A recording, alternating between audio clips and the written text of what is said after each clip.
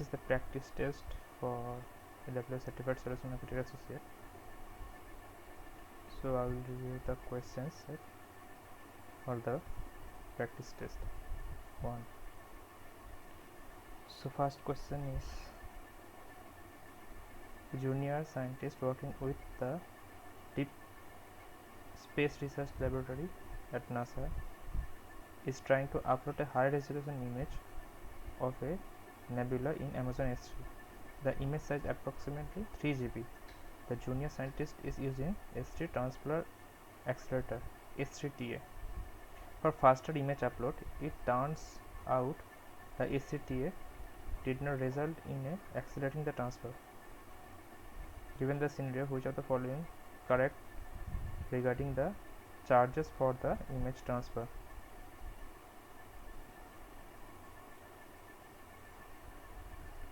And the answer is, the junior scientist does not need to pay any transfer charges for the image upload.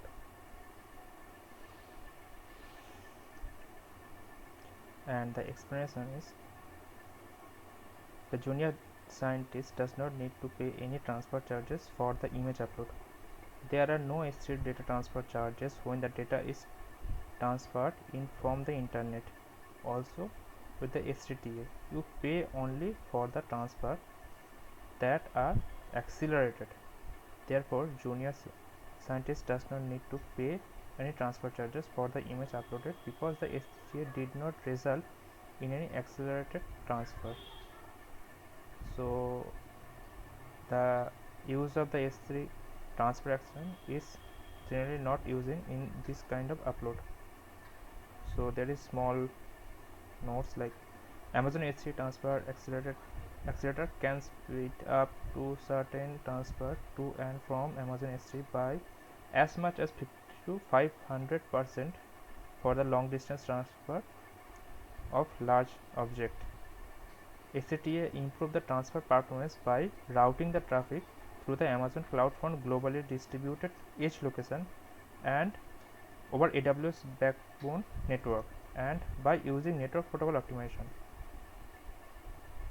And with S3TA, you pay only for the transfer that are accelerated. But here in question it is mentioned that it turns out the S3TA did not result in accelerated transfer, means the transfer acceleration is not working. That's why they no need to pay anything here. So other options like they have to the junior scientists only need to pay the S3TA transfer charges for the image upload.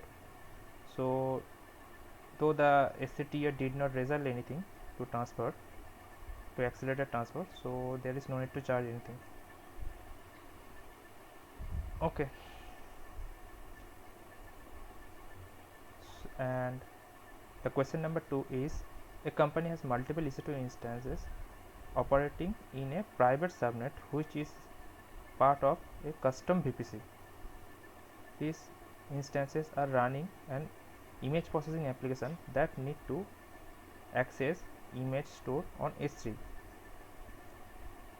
Once each image is processed, the status of the corresponding record need to be marked as a completed in a DynamoDB table. So how would you go about providing private access to the AWS resources which are not part of the custom VPC?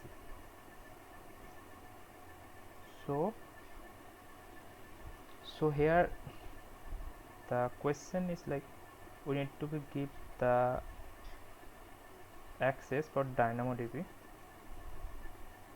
from our private subnet EC2 instance.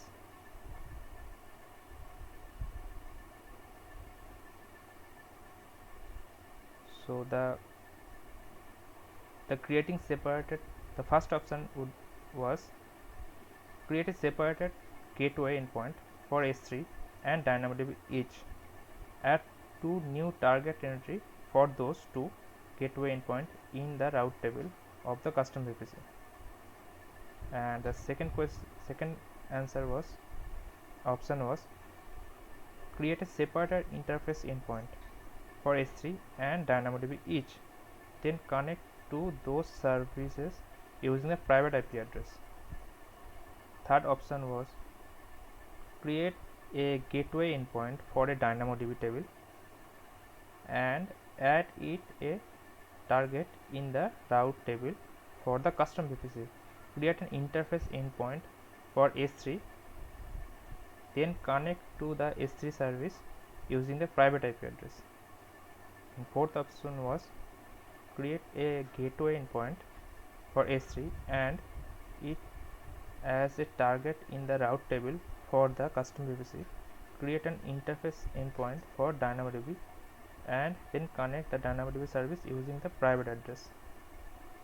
So as per 4 option, as it is mentioned, this is the right answer. So in right answer, create a separated gateway endpoint. So here is mentioning the gateway endpoints and another is mentioning the interface endpoints. So this is the two thing. By using this we can connect between the private subnet resource to the DynamoDB or S3. So the explanation was like the first one, create a separated gateway endpoint for S3 and DynamoDB each. So that would be the gateway endpoint for each of the resources and two new target entries for those two gateway endpoint in the route table of the custom VPC, and we need to add the entry in our route table. So endpoint are virtual device. They are horizontally scaled, redundant and highly available VPC component. They allow communication between instances in your VPC and service without imposing availability risk or bandwidth constraint on your network traffic. So VPC endpoint enable you to privately connect your VPC to support AWS service and VPC endpoint service powered by AWS private link without requiring an internet gateway, NAT device or VPN connection or a AWS direct connect connection. Instances in your VPC do not require any public IP address to communicate with resources in the service. Traffic between your VPC and other service does not leave the Amazon network, means the connection between the EC2 instance and the service, S3 service and DynamoDB service would be the secure one, and it will not means traffic go away AWS premise. There are two type of VPC endpoint. So one is interface endpoint and another one is gateway endpoints. So in this scenario we are using the gateway endpoints, but we need to know the interface endpoint as well. An internet endpoint is an elastic network interface with the private IP address for the IP address range of your subnet that serves as an entry point for traffic destination to support service. So it give me the ENI interface with a private IP address, and the gateway endpoint is the gateway that you specify as a target for route in your route table for traffic destination to the supported AWS service. So the default is we can create the interface endpoint for our EC2 instance as an example, and the gateway endpoint we can create for the service AWS service as like Amazon S3 and DynamoDB. And the other defined is we can use the instance interface endpoint to send our traffic from EC2 instance to other resources or outside of the internet. But in case of gateway endpoint, we can receive the connection to an Amazon S3 and DynamoDB. A gateway endpoint is a gateway that you specify as a target for a route table, for a route in your route table.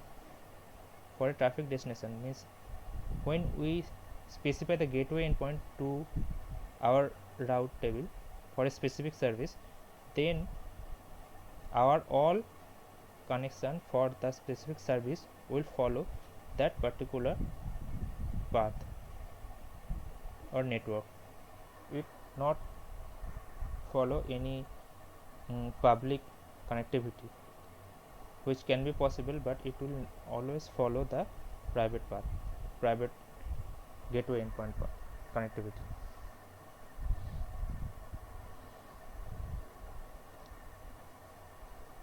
And the other interesting point is the S3 and DynamoDB.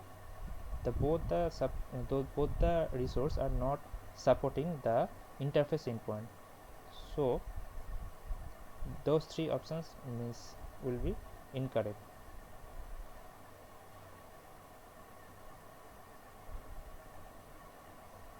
So our next question is, an IT company wants to move all the compute components of its AWS cloud infrastructure into serverless architecture. Their development stack comprises a mix of backend programming language, and the company would like to explore the support offered by AWS Lambda runtime for their programming language stack.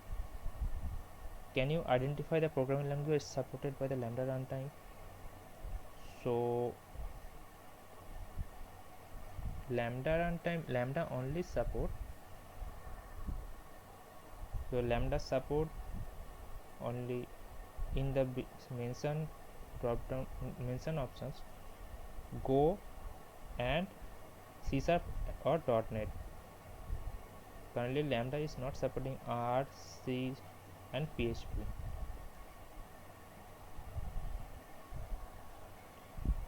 As in explanation it is mentioned, a runtime is a version of a programming language or a framework that you can use to write Lambda function. A Lambda support runtime for the following language. So AWS Lambda service also support other languages, which is mentioned here. There is 1, 2, 3, 4, 5, 6 language it supports, and these are C# and or .NET, Go, Java, Node.js, Python and Ruby, and these are the versions for the supported runtime languages. Okay.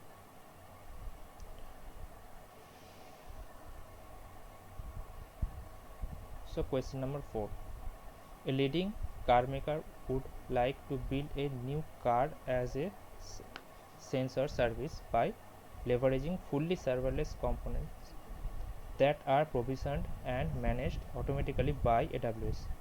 The development team at the car maker does not want a option that requires the capacity to be manually provisioned, and it does not want to respond manually to changing the volume of a sensor data. Keep this constraint, which of the following solution is the best fit to develop the car as a sensor service? So the requirement is need to be create fully serverless architecture for this car as a sensor service. So I am describing now the options. First option is ingest the sensor data into Amazon SQL standard queue, which is pulled by a Lambda function in a batch, and the data is written into an auto-scaling DynamoDB table for downstreaming the process. Okay. The next option is ingest the sensor data in Amazon SQL standard queue, which is pulled by an application running on EC2 instances, and the data is written into a auto-scaling DynamoDB table for a downstream data. Okay. Here we are using the EC2 instance, but EC2 instance is not a serverless service. though the SQS and the DynamoDB can be treated as a serverless service. We can use it in a serverless architecture. But for EC2 instance, we have to provision the EC2 instance for, and we need to be configure the EC2 instance, and we need to be scale up and scale down as per the requirement. So this is not a suitable option. Third option is ingest a sensor data in Kinesis data stream, which is pulled by an application running on EC2 instance, and the data is written into autoscale DynamoDB table downstream processing. For this, the Kinesis data stream is also not a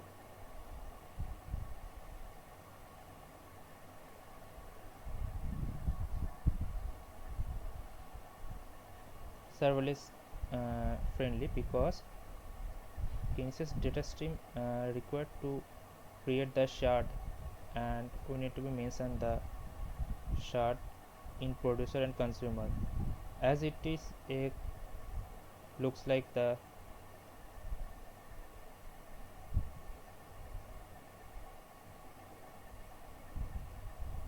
also here is the requirement that manually changing the volume of sensor data it's not applicable. So changing of the volume should be automate.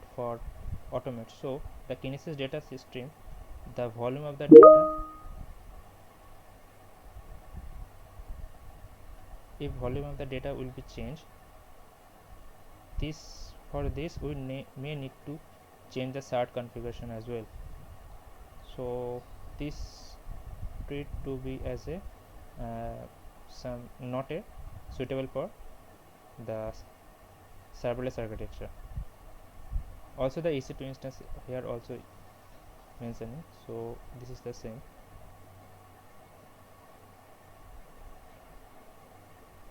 And the fourth option is ingest the sensor data into Kinesis data stream, which is pulled by a lambda function in a batch, and the data is written into autoscale DynamoDB table for downstream processing. So as I mentioned for the Kinesis data stream, this is also not applicable. So now is the explanation. The correct answer is ingest the sensor data in Amazon SQL standard queue, which is pulled by the lambda function in a batches, and the data is written into autoscale DynamoDB table for downstreaming process. So AWS Lambda let you run the code without provisioning and managing the servers.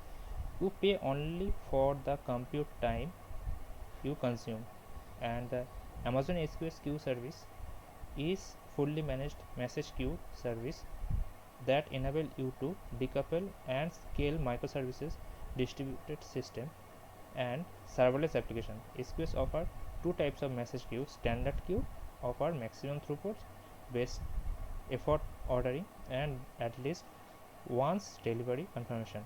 And SQS FIFO queue are designed to guarantee the message and the processes exactly once.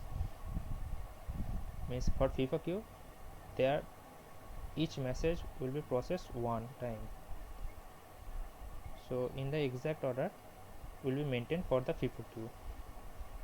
AWS manage all the ongoing operation and underlying infrastructure need to be provisioned a high available and scalable message queuing service with SQS. There is no upfront cost, no need to be accurate, no need to acquire, install or configure the message software, and no time consuming build out and maintenance of supporting the infrastructure. SQS queue are dynamically created and scale automatically, so you can build and grow application quickly and efficiently, as there is no need to manually provision the capacity. So this is the correct option. And for the Kinesis data stream, so it is a massive, scalable and durable real-time data streams service. KDS can continuously capture gigabyte of data per second for hundreds or thousands of source such as website clickstream and database event stream, financial transactions, social media feeding, logs, location tracking event. However, the user is expected to manually provisioning an appropriate number of shard to the process the expected volume. Means for our input and output input data we need to be specify the shard details, and we need to manually provision in future if any type of increasing of the volume occur. That's why there is manual intervention is required. So we are not, so for serverless we are not using the Kinesis data stream. There is a main difference to use the Kinesis data stream.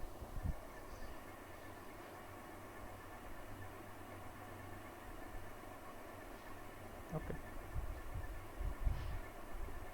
And other thing is DynamoDB. DynamoDB is auto-scaled DynamoDB table. It is also fully manageable service. Okay. The next question is, a Silicon Valley based startup want to be a global collaboration platform for API development. The product team at a startup has figured out a market need to support both the stateful and stateless client server communication via API developed using its platform.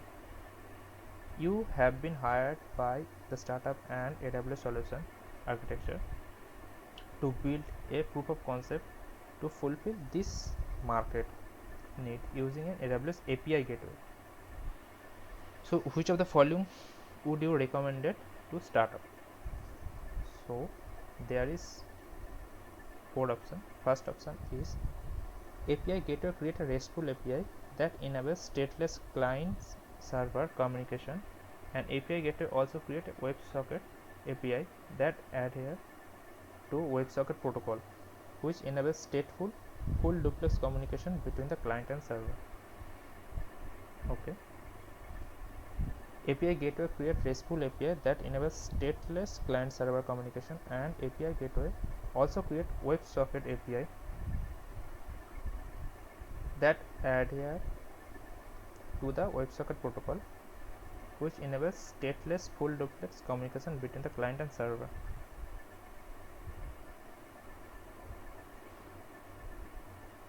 Third option is API gateway create a RESTful API that enables stateful client server communication, and API gateway also create WebSocket API that adhere to the WebSocket protocol, which enables stateful full duplex communication between client and server.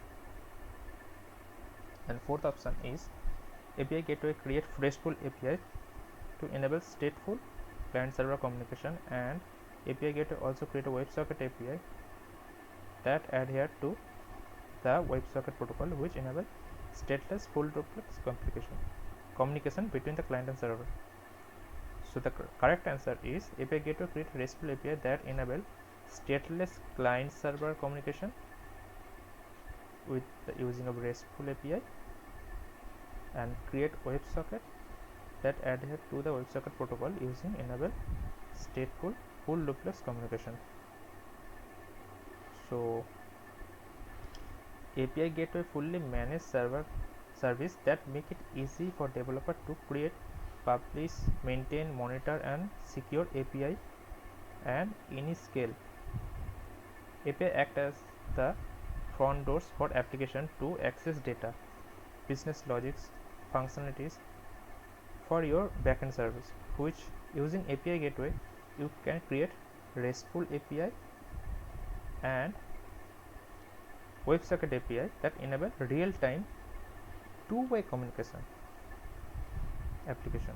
Okay, so using API gateway we can create full duplex communication.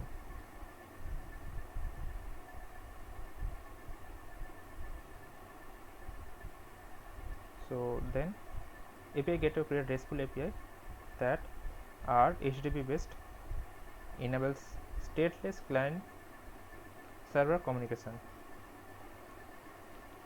implement standard HTTP methods such as get, post, put, patch and delete, API gateway create a WebSocket API that adhere to WebSocket protocol, which is enable stateful and full duplex. So API gateway can be used as a RESTful API and WebSocket API. In RESTful API time, it supports stateless client server communication, and for the WebSocket API time, it supports stateful communication. So, and both the type will also support full duplex communication as well. So what is the use case of the WebSocket protocol in stateful application? Like route incoming message based on the message content. So API gateway support RESTful API as well as stateful WebSocket API.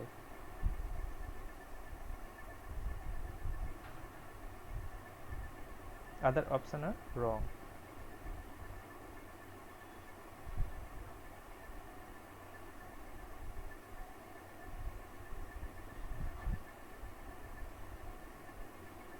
Okay, the next question is: a cyber forensic company runs its EC2 server behind an application load balancer. Along with an autoscaling group, the engineer at the company wants to be able to install property forensic tool on each instances and perform a pre-activation such status check of those tools whenever an instance is provisioned because of a scale out event from an autoscaling policy. Which of the following option can be used to enable this custom action?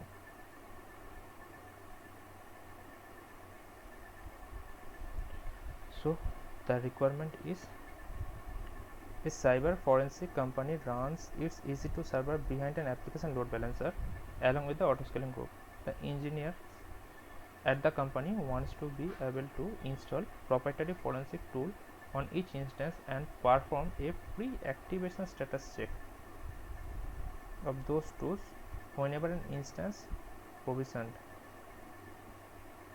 So when the instance provision, it need to check some activation status. That is the main requirement.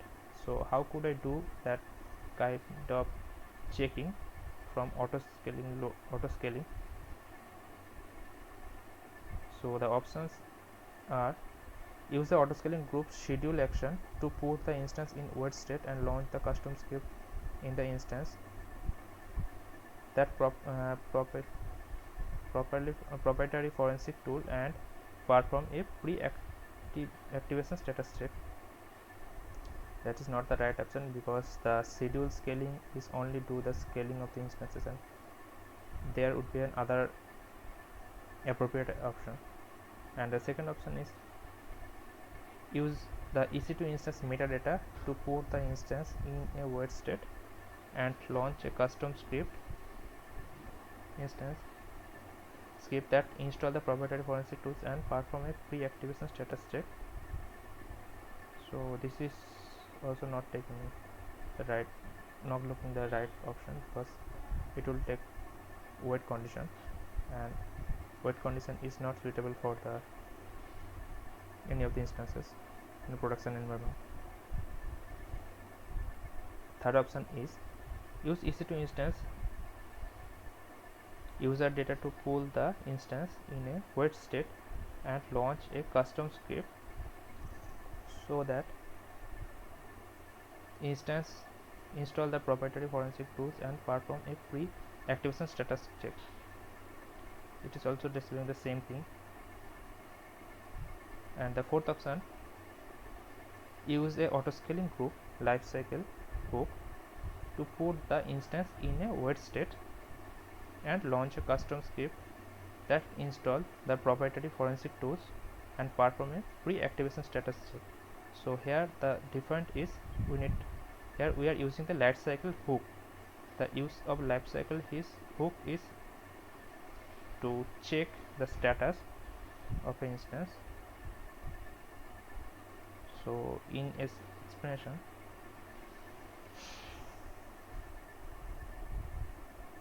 The autoscaling group has lifecycle hook enable you to perform custom action as that autoscaling group launches or terminate the instance. So lifecycle hook will work at the launch time and the instance termination time.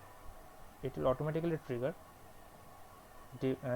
for the starting of the instance, launching of the new instance, and the termination of the instance. Lifecycle hook enable you to perform custom action by pausing the instance and autoscaling group launches or terminating them. When the instance is paused, it remains in a wait state either until you complete the lifecycle action using the complete lifecycle action command or the complete lifecycle action operation or until the timeout period end. So in lifecycle we can do some command firing. The scenario example would be like if we want to do some service gracefully stop when the our term instance will be stopped. So we trigger the lifecycle policy lifecycle, so it will execute some command to gracefully stop my service which is running in my instance. After the completion of the task in my instance, we need to set the complete lifecycle action option or it will time out. So we need to mention the timeout period and the default timeout option is 1 hour,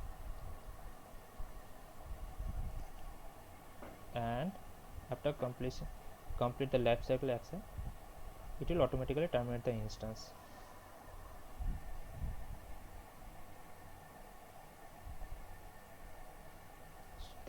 The purpose of the lifecycle hook is to put the instance into wait state, pending or wait or terminating wait state. The instance is paused until you continue or the timeout period will be end. Okay.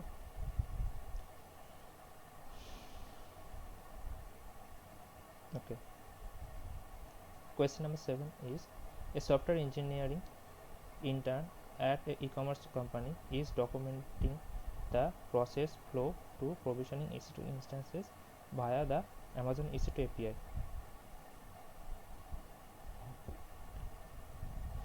The instances are to be used for an internal application to the process HR payroll data. He want to highlight those volume types that cannot be used as a boot volume. Can you help to intern to be identify those storage volume types that cannot be used as a boot volume while creating the instance? Okay.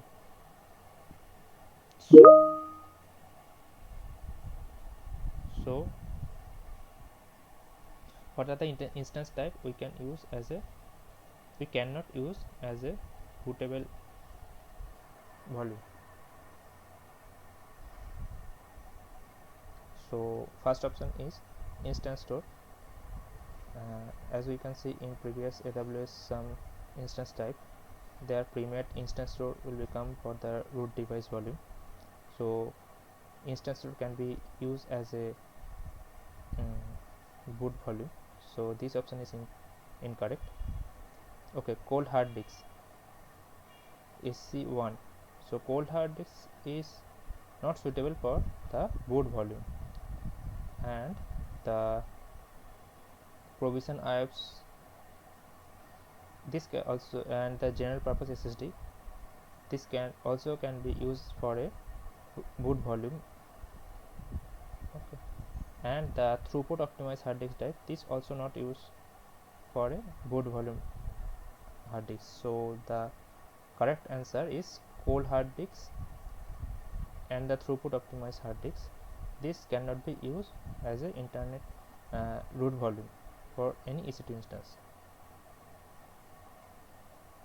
In a explanation, it is stated that the throughput optimized hard disk drive and the cold hard disk type, the EBS volume type fall into two categories. SSD backend volume optimized for the transactional workload involving frequent read write operation on a with small IO size, where the domain performance attribute is IOPS, and hard disk backend volume optimized for the large streaming of workload with a throughput measuring in millibit per second. It is better performance measuring than IOPS, and the throughput optimized hard disk drive and cold hard disk drive volume type cannot be used as a boot volume. Okay, so this is the right choice, right option.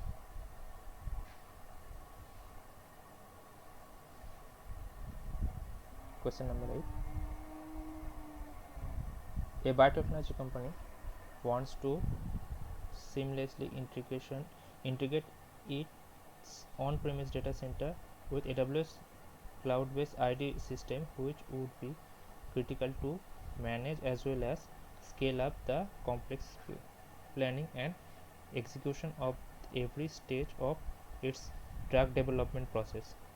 As part of a pilot program, the company wants to integrate data files from its analytical instrument into AWS via NFS interface. Which of the following AWS service is most efficient solution for giving use case? So first option is storage gateway, tape gateway. Second option, storage gateway, volume gateway. Third option, site to site VPN. And fourth option is AWS storage gateway, file gateway. In storage gateway there is mainly three options.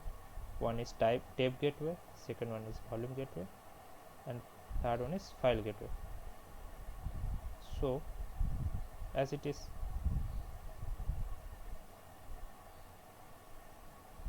mentioning the company wants to ingest data file, so it is clearly stated for the files, so the option would be the file gateway.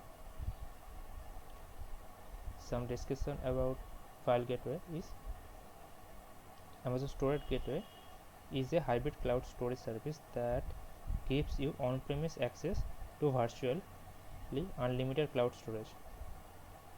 The service provisioned their different type of gateway: tape gateway, file gateway, and volume gateway. The seamless connection on-premise application to cloud storage, caching data locally for low latency. So in storage gateway file interface, file gateway offers you a seamless way to connect to the cloud in order to store application data file and backup image as durable object on AWS Amazon S3 cloud storage. File gateway offers SMB and NFS based access to data in Amazon S3 with local caching. As the company wants to ingest the data file from its analytical instrument, AWS via NFS internet, therefore the storage gateway file will be the correct answer.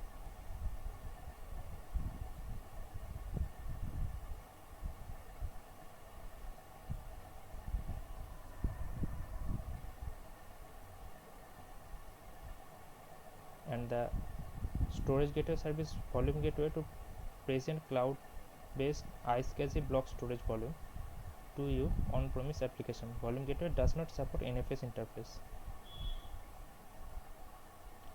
And the tape gateway is also moving the tape backups, not for the file. Also it is not supporting NFS interface. And site-to-site VPN is not enabled to securely connect your on-premise network or branch Amazon Virtual Private. It is for the connection between the on-premise to AWS VPC.